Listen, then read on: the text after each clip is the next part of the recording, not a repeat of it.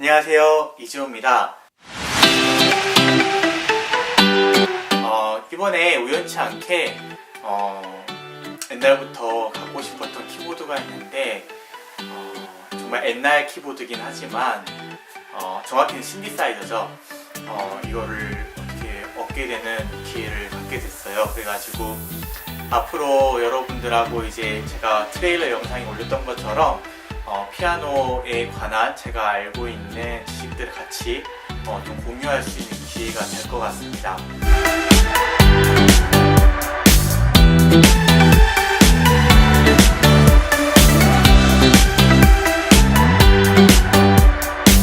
그래서 그에 앞서서 오늘 제가 이야기하고자 하는 것은 제가 알고 있는 신디사이저에 대한 정보예요. 왜냐하면은 실제로 교회에서 이것을 많이 사용을 하고 있고 필요로 하는데 실상 어떤 거를 구입하려고 하거나 아니면은 무작정 그냥 피아노 쳤다 그러면 무작정 신디사이저를 맡겨놓는 경우가 많으니까 도대체 신디사이저가 뭐고 어떤 특징들을 메이커마다 또 가지고 있는지 제가 알고 있는 지식 내에서 같이 좀 나눠보고자 합니다. 그럼 가볼까요? 예, 첫 번째로 신디사이저라고 하는 것은 우리가 교회에서 그냥 일반 명사로 말하는 키보드입니다. 네, 키보드 하면은 여러분들이 어떤 걸 상상을 하실지 모르겠는데 컴퓨터에서 치는 자판도 키보드라고 하잖아요. 여러분들이 키보드라고 부르는 것은 피아노처럼 생긴 건반 악기처럼 보이지만 사실은 엄밀히 말하면은 건반 악기가 아니라 건반처럼 생긴 키보드예요. 컴퓨터 키보드 아시죠? 보면 아시겠지만 컴퓨터 키보드에서 이응을 누르면 어떻게 됩니까? 화면에 컴퓨터가 이응을 출력해 되죠. 반대로 이게 한영키를 누르고 영문으로 변환해서 똑같은 버튼 이응을 누르면 어떻게 됩니까? 이응 밑에는 D가 있죠. 그래서 알파벳 D가 출력이 됩니다. 그런 것을 이제 컴퓨터 키보드 모양으로 되어 있는 것을 피아노 모양으로 만들었다고 생각을 하시면 되는 거예요. 그게 사실은 키보드입니다. 정확히는 이런 키보드를 마스터 키보드라고 이야기를 합니다. 그래서 이 마스터 키보드는 아무런 소리가 안 나요. 뭐 자판 누르면은 컴퓨터 자판 누르면 아무 소리 안 나잖아요. 그런 것처럼 그냥 마스터 키보드만 나오면은 소리가 안 납니다. 근데 이거를 소리를 만들어주는 역할을 하는 게 있는데 그게 바로 모듈이라는 장치입니다. 그래서 만약 마스터 키보드에서 예를 들어서 도에 해당하는 버튼, 건반을 눌렀어요. 그러면은 이 마스터 키보드에서 모듈에 신호를 보낸 겁니다. 야, 지금 얘가 도를 눌렀어. 하면은 모듈에서 신호를 받고 그래? 알았어. 내가 지금 소리 낼게. 근데 무슨 소리를 내지? 결정을 하는 거예요. 그래서 이 모듈이 가지고 있는 옵션이 여러 가지일수록 소리가 다양해질 수 있겠죠. 가령 예를 들어서 이 모듈이 피아노 소리를 가지고 있다. 그러면은 나 그 1번 방이라는 곳에 피아노 소리를 가지고 있는데 이 도라는 신호에다가 피아노 소리를 못 입혀가지고 내가 내보낼게 이렇게 보내는 거예요. 그렇게 되면은 소리가 나오게 되는 겁니다. 그래서 이렇게 키보드 버튼을 눌렀을 때 신호를 보내는 거 미디 신호라고 합니다. 그래서 이 미디 신호에다가 음색이라고 하죠. 피아노 소리든 바이올린 소리든 뭐 아니면은 뭐 트럼펫 소리든 색소폰 소리든 이런 소리의 색깔을 입히는 장치를 모듈이라고 그래요. 그리고 이 마스터 키보드와 모듈이 이렇게 합쳐져 있는 것들이 여러분들이 흔히 교회에서 쓰시는 키보드라고 합니다. 그러면 신디사이저는 뭘 이야기를 하느냐? 이거 두 개가 합쳐져 있는데 이 소리를 에디트할 수 있는 거예요. 편집할 수 있는 거예요. 예를 들어서 여러분들이 교회에서 가장 많이 쓰는 소리가 피아노와 스트링 소리가 합쳐진 소리일 겁니다. 도를 눌렀을 때에 원래 모듈은 한 번에 하나씩밖에 못 하거든요. 도라는 신호를 A라는 모듈이 받았어요. 그래서 이 모듈에서 지금 얘가 나 피아노라는 옷을 입히라고 해놓은 살 테니까 지금 피아노를 입혀놓게 라고 했는데 신디사이저로 이걸 편집하는 겁니다. 나 근데 피아노만 입은 건 좀 밋밋한 것 같아. 여기에 좀 더해주고 싶어 해서 스트링 너도 일로 와. 그래서 스트링이라는 소리를 너랑 이렇게 합치고 싶어. 콤비네이션을 하고 싶어. 이렇게 하고 근데 너 소리가 큰 것 같아. 너 작게 줄이고 피아노 소리 좀 더 크게 키워야지. 피아노 소리가 높은 음이 좀 약한 것 같아. 좀 하이 음역대가 좀 높여야지. 이렇게 하면서 그 옷 입히는 소리 있죠. 이 신호, 미디 신호 말고 옷 입히는 소리를 이렇게 편집할 수 있는 거예요. 세밀하게. 이런 장치를 신디사이저라고 합니다. 그래서 여러분들이 교육에서 쓰시는 게 대부분 이제 우리가 이제 보통 명사로 말하는 키보드일 거예요. 어떤 키보드냐면 원래는 마스터 키보드, 또 모듈, 그리고 이 마스터 키보드와 모듈이 함께 있어서 소리를 이렇게 에디팅할 수 있는 신디사이저가 있었는데 대부분 사람들이 이 신디사이징 하는 것, 그러니까 소리를 이렇게 합추거나 나누거나 세밀하게 조정하면서 소리 색깔을 에디트하는 것을 대부분 사람들 하지 않죠. 아주 전문가들이 아니면 잘 하지 않는 편이고 대부분의 사람들은 이미 만들어진 소리, 세팅된 소리를 가지고 그냥 그 미디 신호에다가 입히는 것만 대부분 사용을 하기 때문에 이 기능만 가지고 출시된 키보드들이 꽤 있습니다. 커즈와일의 SP 시리즈, 스테이지 피아노 줄여서 SP라고 하는데요. 그런 시리즈 같은 경우들 아니면은 다른 것들 해서 그냥 미디 신호를 보내는 마스터 키보드와 거기에 옷만 입히는 이런 모듈 장치만 이렇게 합쳐가지고 출시를 해놓은 거예요. 그래서 그냥 이 키보드와 신디사이저를 이제 갈라주는 기준은 뭐냐면은 음색을 편집할 수 있는가 없는가의 기준에 따라 이게 그냥 키보드라고 부르기도 하고 이게 신디사이저라고도 부르기도 합니다. 아무래도 음색을 편집할 수 있는 기능이 들어가 있으면 더 전문가용이니까 아무래도 더 비싸겠죠.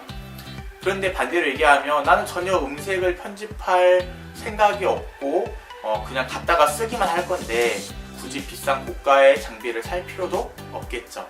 여기까지 여러분들이 흔히 알고 있는 마스터 키보드, 모듈, 그리고 신디사이저, 그리고 이 중간 형태로 있는 키보드, 이 형태를 알아봤습니다. 여러분들이 보통 말하는 키보드는 그냥 미디 신호에다가 그 음색을 입히는 것, 어떤 것들은 거기에 스피커도 자체 달려있기도 한데요. 어쨌든 이런 것들을 모두 키보드라고 이야기를 합니다. 그러면 이제 다양한 모델들과 메이커가 있는데 이것들이 가지는 특징을 제가 아는 선에서 같이 나눠보도록 하겠습니다. 네, 지금부터 말씀을 드릴 것은요, 사실 객관적인 그런 정보는 아니에요. 왜냐하면 소리고 느끼는 게 다 주관적일 수밖에 없잖아요. 그리고 제가 아는 정보가 처음에도 말씀드렸던 것처럼 굉장히 옛날 정보이기 때문에 지금은 어떻게 좀 개량이 됐는지 또 발전이 됐는지 모르겠어요.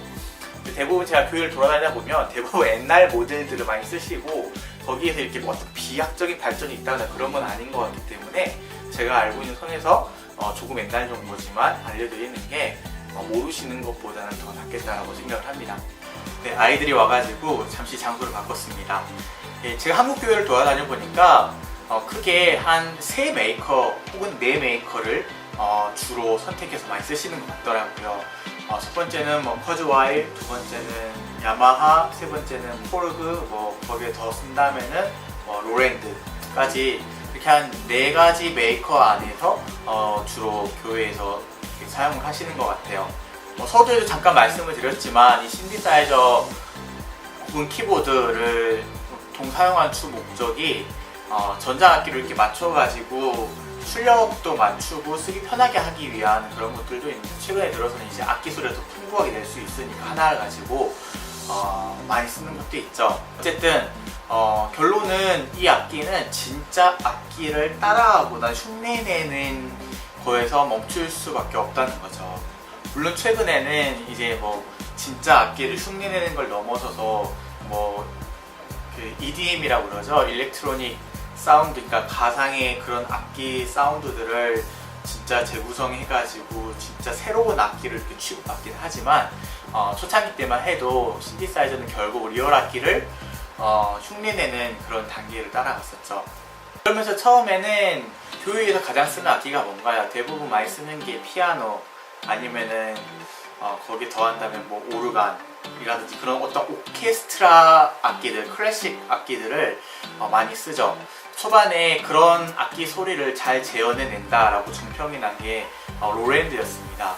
그래서 이 메이커가 교회 안에서 굉장히 많이 쓰였었죠. 또 피아노 소리가 좋다, 아니면은 오르간 소리라든지 아니면은 오케스트라 소리 같은 게 너무 좋다 이러면서 교회 안에서 많이 사용이 되기 시작했죠. 그러다가 이제 그 바톤을 이어받은 메이커가 커즈와일이죠. 커즈와일은 특별히 한국 같은 경우에는 거의 축복받은 가격으로 살 수가 있잖아요.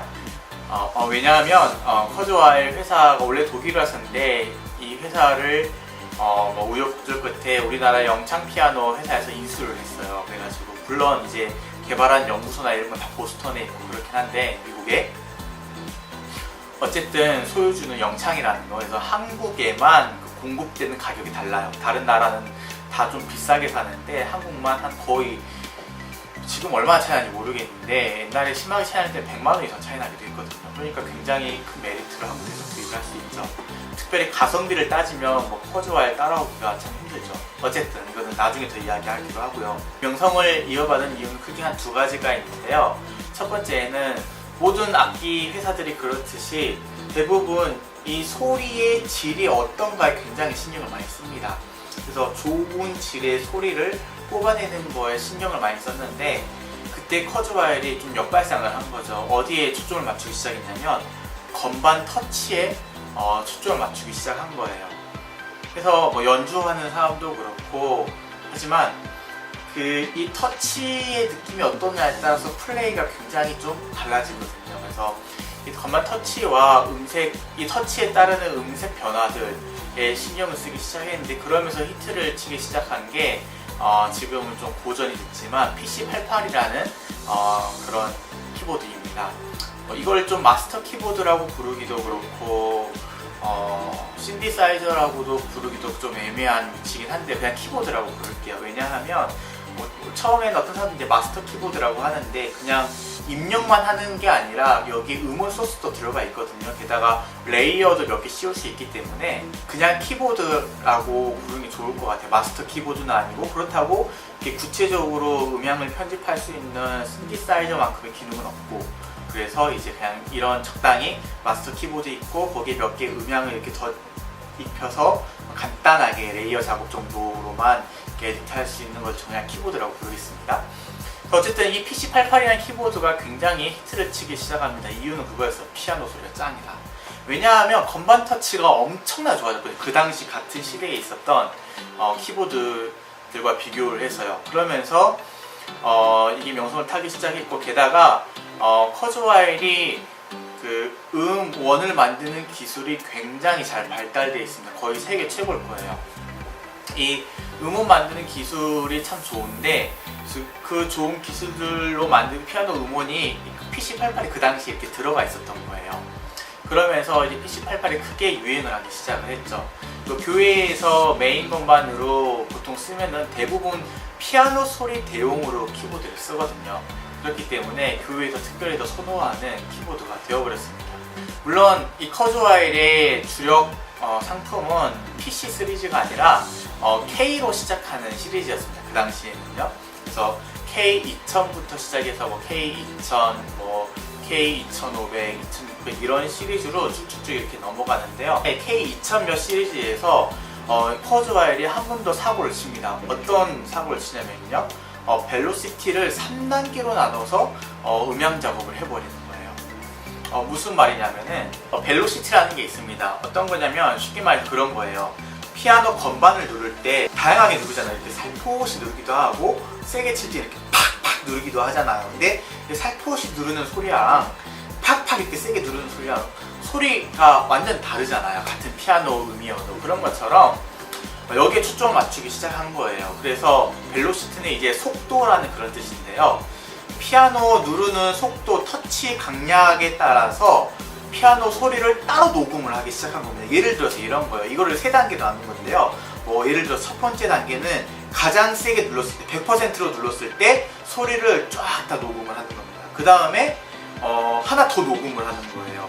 어떤 거냐면 한 중간 단계 60%의 세기로 눌렀을 때 소리를 또 싹 다 샘플링을 한 겁니다. 그리고 한 20%, 30%로 눌렀을 때 소리를 이렇게 딱 써서 샘플링을 한 거예요. 그래서 이 벨로시티 단계를 3단계로 나누어서 그 샘플링을 만들어 버린 거예요. 이게 왜 그 당시에 혁신적이었냐면 그 당시 피아노 건반들, 특별히 키보드를 대부분 이 누르는 거에 물론 신경 썼는데 누르는 이 벨로시티에 따라서 뭘 조절을 했냐면요. 피아노 볼륨을 조절했거든요. 그래서 세게 누르면 그 속도에 맞춰서 더 이렇게 소리를 크게 낸다든지 살살 누르면 좀 더 소리를 얇게 만들어서 작게 낸다든지 뭐 이런 정도의 수준이었는데 커즈와일에서 완전히 녹음 자체를 샘플 음향 녹음 자체를 싹 새로 해버린 거예요. 그것도 3단계로 나누어서 이걸 만들어 버린 거죠. 그러면서 이제 정평이 나기 시작한 거죠. 피아노 소리는 커즈와일을 따라올 수가 없다 라고 하면서 엄청 유행을 타기 시작을 했죠. 그래서 이제 이런 클래식 악기 소리들은 거의 커즈와일 샘플링 소리들을 뭐 최고로 쳐주는 그런 시대가 있었습니다. 이제 20세기 말 21세기 초 이 정도인데요. 그러면서 거의 그 시대를 풍미해버렸죠. 그래서 한동안은 교회에서 메인 것만, 특별히 메인 것만 대부분 이제 피아노 소리를 쓰니까요. 메인 것만 무조건 커즈와일이다 뭐 이렇게 말할 정도로 굉장히 인기를 얻고 사랑을 많이 얻었죠. 그러면서 있었는데 이제 단점도 물론 있죠. 왜냐하면 교회에서 주로 쓰는 음원이 몇 개가 정해져 있거든요. 예를 들어서 피아노 소리, EP 소리, 일렉트릭 피아노라는 건데요. 조금 다르거든요. 뭐 로데스 소리랑 좀 비슷한데 EP 소리 아니면 거기 뭐 스트링 소리라든지 거기 이제 빠른 곡들 할 때 뭐 오르간 소리, 특별히 하이브리드 오르간 소리를 많이 넣죠. 거기에다가 뭐 오케스트라 소리라든지 아니면 요즘에 좀 더 나아가서 패드 소리라든지 브라스 소리, 브라스는 이제 관악기를 이야기하는데요. 보통 뭐 트럼펫이라든지 아니면 뭐 색소폰이라든지 뭐 그런 악기들 있죠. 그런 관악기들 소리를 가지고 만든 게 이제 브라스라고 하는데요. 그런 브라스 소리들을 주로 많이 씁니다. 그런데 피아노 소리는 좋은데 뭐 브라스 계통이라든지 이런 소리들은 다른 브랜드에 비해서 상대적으로 떨어진다는 이런 평이 이제 돌기 시작을 한 거예요. 근데 이런 피아노 소리 외에 좀 소리가 괜찮다고 평이 난 게 그 당시에 이제 코르그였습니다. 트라이톤이 많이 이렇게 쓰였죠. 그래서 트라이톤이 피아노 소리는 비록 엉망이지만 피아노 그런 클래식 악기들 이외의 소리는 굉장히 괜찮다라고 이제 평이 나기 시작을 하면서 이제 세컨 건반으로 메인 건반에 이제 커즈와일의 피아노 소리를 한다면 그걸 이제 다시 다른 악기로 꾸며줄 건반을 세컨 건반을 이제 코르그로 많이 이렇게 조합해서 쓰기 시작했습니다. 그래서 이 두 조합이 거의 대세가 돼버렸죠. 그렇게 대세로 이렇게 있다가 중간에 이제 끼어들기 시작한 게 야마예요. 특별히 야마 S90 ES 시리즈가 나왔을 때는 거의 뭐 커즈와일의 이제 대안이 되는 게 아니냐 싶을 정도로 굉장히 히트를 쳤죠. 왜냐하면은 커즈와일 앞에서 말씀드렸던 것처럼 이 벨로시티 단계를 세 단계를 나눠가지고 이제 그 음원 소스 작업을 한 거예요. 근데 야마하에서 이거를 4단계로 작업을 해버린 겁니다. 그래서 4단계로 이걸 벨로시티 단계를 만들어가지고 출시를 한 게 야마하 S90 ES 시리즈인데 당연히 이제 그 피아노 소리가 더 좋다고 정평이 났죠.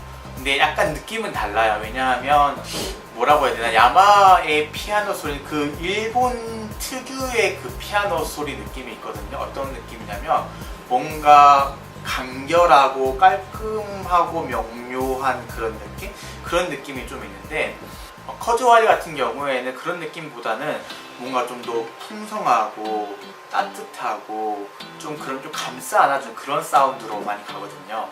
그래서 물론 이거는 이제 개인마다 호불호의 차이는 있겠지만 약간 저는 느낌이 독일 피아노 계통하고 일본 피아노 계통 이런 특징을 따라가지 않나 싶습니다. 물론 샘플링 할 때에는 가장 좋은 피아노 그리고 가장 비싼 피아노를 대부분 많이 쓰죠. 예를 들어서 보통 옛날에 피아노 샘플링 할 때에는 뭐 스타인웨이죠. 스타인웨이 D 시리즈를 가져다가 대부분 샘플링을 했죠. 근데 똑같은 샘플링이어도 그 소리가 다를 수밖에 없어요. 그걸 이제 샘플링해서 음원을 뽑아내는 기술도 다르기 때문에 어쨌든 뭐 야마하에서 뭐 제일 좋은 피아노 있죠. 뭐 야마하 C7 같은 그런 피아노 같은 것들을 가지고 작업을 했겠죠. 근데 어쨌든 이 4단계로 나눠가지고 이걸 하기 시작하면서 이제 크게 이제 커즈와일 피아노와 그리고 야마하 S90 ES 시리즈 피아노가 이제 피아노 소리가 좋다라고 정평이 나기 시작합니다. 근데 이거 둘을 미세하게 구분해내는 사람은 거의 없는 것 같아요. 어쨌든 보통 이렇게 나가는 추세였고요. 그 다음에 이제 코르그는 나름대로 이제 피아노 소리를 개발한다고 개발을 했는데 물론 상대적으로 이 전 모델에 비해서 계속 좋아지는 모습을 보이긴 했지만 뭐 커즈와일이나 아니면은 야마하 뭐 이런 모델들을 따라오기는 사실 힘들었죠. 그러다가 대박을 칩니다. 뭐냐면은 아마 그게 크롬인지 크로노스인지 제가 정확히 모델명은 기억이 안 나는데 둘 중에 하나일 거예요. 이 벨로시티 단계를 8단계로 나누어 가지고 샘플링하는 데 성공을 한 거예요. 대박이죠. 그러면서 이제 음원 샘플 용량도 이제 아마 처음이었을 거예요. 저 정확한 정보는 모르겠는데 처음 이제 기가바이트 때의 음원 샘플로 이렇게 만들어내고 그러면서 이 8단계로 나누어서 피아노 음원을 만들었는데 그래서 굉장히 깊고 풍성한 소리를 많이 냈죠. 저는 이걸 이제 코르그의 역습 뭐 이렇게 생각을 하는데요. 그런데 사실 음원 기술이라는 게 이거 단계를 많이 나눈다고 해서 용량이 많다고 해서 단순히 음원의 질이 좋은 건 아니에요. 이 완전 원본 파일은 굉장히 용량이 크거든요. 그럼 이 굉장히 큰 용량을 키보드로 넣을 수는 없어요.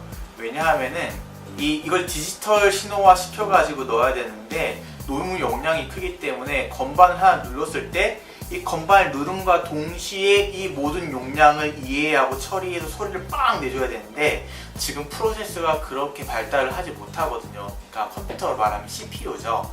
이제 두뇌와 같은 CPU가 그거를 그렇게 해내지 못합니다. 그렇기 때문에 본의 아니게 이 원래 원본 소스를 압축하는 기술이 필요하게 돼요. 근데 이 압축을 얼만큼 음원 손실을 시키지 않고 저용량으로 만들어내느냐에 또 차이가 하나가 있고요. 그리고 이 저용량으로 압축된 이 음원 소스들을 이 CPU, DSP라고도 하는데요. 이제 디지털 시그널 프로세서, 그러니까 디지털 신호를 처리하는 그런 프로세서인 거죠. 컴퓨터 CPU 같은 건데 이 CPU가 또 얼마큼 잘 발달이 돼 있어서 얘를 얼마큼 빠르게 처리를 해서 건반을 눌렀을 때 어떤 시간의 차이 없이 딜레이 없이 소리를 빡빡빡 이렇게 바로바로 내줄 수가 있느냐 그런 기술력들의 차이들이 있거든요. 근데 이 크로노스일 거예요 아마. 크로노스가 이 용량의 질을 높이는 거에는 성공을 했을지 몰라요.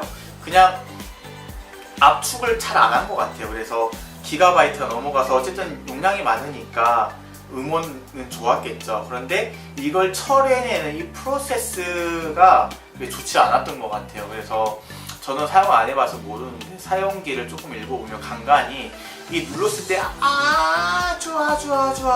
아주 미세하게 이 딜레이가 느껴진다라고 하는 사람들이 생기기 시작했습니다. 물론 피아노 소리만 하면 그런 거는 나오지 않았겠죠. 이제 거기에 각종 레이어를 쓰면서 더 이렇게 소리를 혼합하고 이펙트도 먹이고 그러면서 연산해야 되는 게 이렇게 한 번에 많아지기 시작하면서 그런 딜레이가 발생을 했을 거라고 생각을 하는데요. 어쨌든 그러면서 거기에 대해서 악평이 생기기 시작을 한 거예요. 그러면서 이게 8단계로 나눠서 엄청 센세이션을 일으킬 뻔하다가 쑥 사라지는 그런 느낌이었어요. 그리고 나서 계속 이제 야마 S902S와 또 커즈와일의 피아노 소리가 이렇게 계속 경쟁을 하기 시작을 했죠. 경쟁을 하기 시작하면서 그 다음에 나왔던 게 커즈와일의 아티스라는 그런 메이커입니다. 이 메이커에서 뭘 했냐면 벨로시티를 6단계로 나누기 시작한 거예요. 근데 커즈와일이 정말로 잘하는 것 중에 하나가 뭐냐면은 굉장히 압축 기술이 좋아요. 그래서 좋은 음원 샘플을 굉장히 저용량으로 처리할 수 있게끔 만들어냅니다. 그래서 저용량이기 때문에 장점이 여러 가지가 있는데요. 이 프로세서가 이걸 계산해내기에 부담이 없어요. 그러다 보니까 빨리빨리 처리가 되고 그리고 다른 걸 이렇게 덧입혀도 그렇게 크게 프로세서에 부담이 되지가 않는 거죠. 그런데다가 용량이 좋은데 용량이 이것보다 더 큰 것들보다 소리는 더 좋아. 그러니까 완전 기술력이 짝이라는 소리가 나오기 시작한 거죠. 특별히 여기 6개로 나누어진 벨로시티가 6개로 나누어진 아티스트 같은 경우에는 소리가 정말로 좋아졌다는 평이 많았었죠. 그리고 나서 이제 아마도 그 소리를 4단계로 나눈 이제 커즈와일 S902S 모델을 좀 의식을 해서 이렇게 나온 것 같아요. 그리고 나서 이제 거의 끝판왕으로 나눈 게 포르테입니다. 이제 그 다음 모델로 나온 건데요. 포르테가 8단계로 나누어서 샘플링 하는데 성공을 한 악기예요. 아까도 말씀드렸던 것처럼 크로노스가 8단계로 이렇게 나누었는데 이제 그걸 처리해내는 과정이 있어서 좀 단점들이 보였기 때문에 떠오를 뻔하다가 좀 사그라든 느낌의 그런 키보드였다면, 포르테는 그런 이제 다른 회사의 실패를 보면서 이제 좀 그거를 발전시켰겠죠. 그래서 8단계로 나누어서 출시를 했는데 굉장히 피아노 소리가 좋아졌죠. 그리고 피아노 샘플링 하는 것도 굉장히 좋아졌고요. 어쨌든 그래서 교회에서는 대부분 이제 뭐 커즈와일, 야마, 로랜드, 포르그 이 정도 메이커들에서 보통 많이 고르기 시작을 하고, 보통 메인 악기로는 뭐 야마나 커즈와일 이 둘 메이커 중에 하나를 고르는 편입니다. 특별히 저 같은 경우에는 커즈와일을 많이 추천하는 편이에요. 왜냐하면 야마하는 좀 장사 속이 있거든요. 그래서 이게 뭐 좋은 기술을 개발했다 이렇게 광고를 하는데, 근데 정작 그 좋은 기술은 진짜 비싼 악기에만 넣어줘요. 대박이죠. 근데 커즈와일 얘네들은 좀 약간 뭐라고 해야 되나, 사운드 녹음하는 매니아들이에요. 약간 이 사운드 녹음하는데 미친 사람들이에요. 그래서 이 가격에 대한 그런 것들은 크게 상관 안 하는 것 같아요. 그래서 굉장히 좋은 악기 소리를 커즈와일 저가 모델에도, 너무 저가 모델은 아니겠지만 물론 중간가 모델에도 다 이렇게 샘플로 넣어줘 버려요. 그러니까 가성비를 따지게 되면 정말로 좋은 거, 비싼 걸 살 게 아니면은 뭐 밑에 단계를 사게 될 텐데, 가성비를 따지게 되면은 커즈와일로 갈 수밖에 없는 그런 현상이 발생하게 된 거죠. 게다가 우리나라 같은 경우에는 커즈와일이 좀 더 저렴한 가격으로 팔리기도 하고요. 어쨌든 말이 길어졌는데요. 그 중에 하나인 이제 지금은 좀 시대가 많이 지나가서 좀 옛날 악기가 됐지만 한때 또 시대를 풍미했던 커즈와일 2600 XE 시리즈를 어떻게 제가 우연히 이렇게 얻게 돼가지고 앞으로 여러분들과 이렇게 피아노 제가 알고 있는 지식들에 대해서 나눌 수 있는 기회를 가질 것 같습니다. 저는 피아노를 어디서 체계적으로 배운 것은 아니에요. 그렇기 때문에 여러분들에게 그렇게 전문적으로 가르칠 수 있는 실력도 아니고요. 그렇지만 또 누군가에는 또 필요한 강좌가 될 수 있을 거라고 생각을 하거든요. 그래서 여러분들이 보시고 나는 이거 필요 없겠다 싶으면 안 보셔도 되고요. 이건 유용한데 그러면은 또 같이 보시면 될 것 같습니다. 제가 크게 다룰 거는 제가 피아노 반주하면서 제가 반주하는 스킬을 나눌 거고요.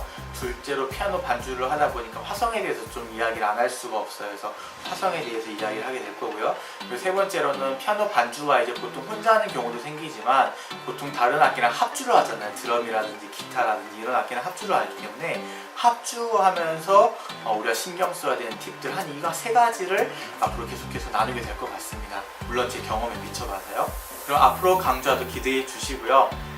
오늘은 키보드에 대해서 특별히 제가 가지고 있는 경험들에 비추어서 제가 가지고 있는 선입관들, 또 생각들을 나눠보았습니다.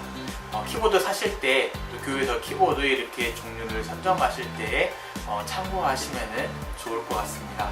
감사드리고요. 또 다음 시간에 뵐게요. 안녕.